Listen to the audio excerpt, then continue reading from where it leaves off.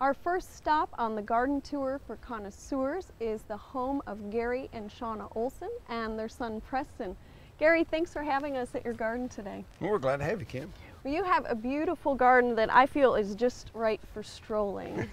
Well, that's the way we hoped it would be. Mm-hmm. You have a lot of wonderful spaces, and I could tell that that's part of your focus.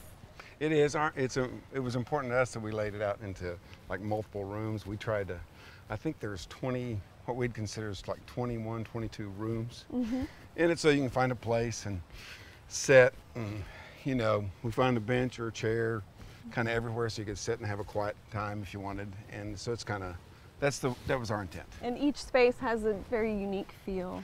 It does. We try to keep it with even something unique plant-wise by space. Like this doesn't really show it right now, but over here we have a bench with peonies on both sides.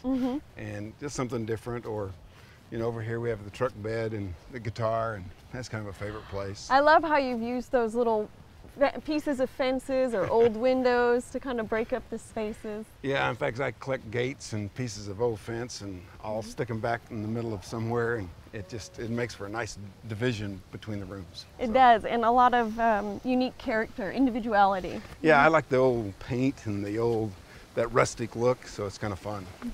You also have a lot of shade, and with that, some interesting plant collections. I know you like to collect hostas. Yes, I do. I like hostas, and I'm actually getting focused in on camellias, and then those are two of my favorite things to plant. And over here, in fact, we have some camellias, both sides here, and I did that because I wanted something to grow like in the December and January, because I try to have something blooming 12 months a year. It's really hard to do. And that's the one that fills in that winter gap. There's not a lot for the winter Not time. much in the winter, that's right. So. Well, Gary, this area is absolutely beautiful with the pond, and I love the outdoor living space you've built.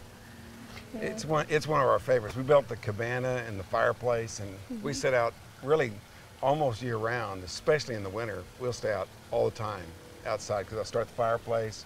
You got the waterfalls. It's gorgeous. We just really enjoy it. You have a nice relaxing sound of the water. A lot of people don't think about sitting out in the garden in the winter. That's right. And I suppose that the camellias help with that. Yeah, the camellias help too, because they're blooming up real pretty red and the white there. So yeah, that's great. And you have in the front a tree that I actually really love, the princess tree.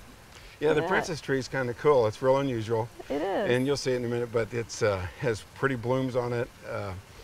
The funny thing about it, if you cut it down, it weighs it's like paper. It's really light. It's really strange, but it's a pretty tree. It is. Yeah. Speaking of paper, you have all the rice paper plant throughout your landscape. Tell me how you like to use those. Well, rice paper plants are great because they fill in, and of course they get huge. You know, the leaves can be giant, and I like to take those leaves and do imprints in the cement with those, and you probably see those in some of the stores. They make a nice bird bath. Make bird baths with them, yeah. And they're just ornamental. They look pretty in the garden, so. Well, one of the features we haven't talked about in your landscape are the daylilies. You have an amazing daylily collection. How many species or cultivars? Well, we have about 175 species, and then we have probably about 300, 350 plants. Okay. So we have a lot of daylilies, and that's kind of one of my favorites too. I really like those. Well, I'm going to go learn a little bit more about that with your wife. Thank you. All right, great. Thanks, Kim.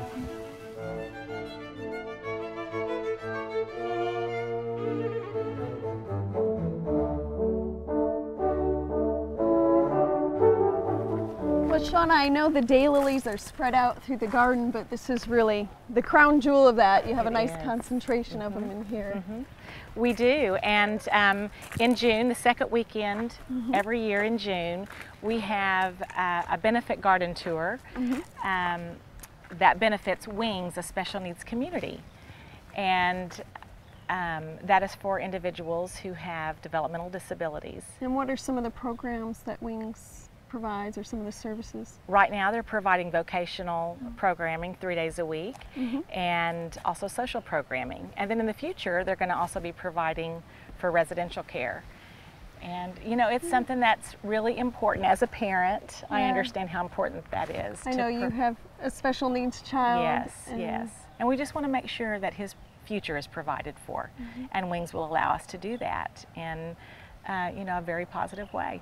It's a wonderful organization. It's nice that you're able to open up your garden and help support a great cause. Yes. And I know you get a lot of support with the event as well from the community. We do.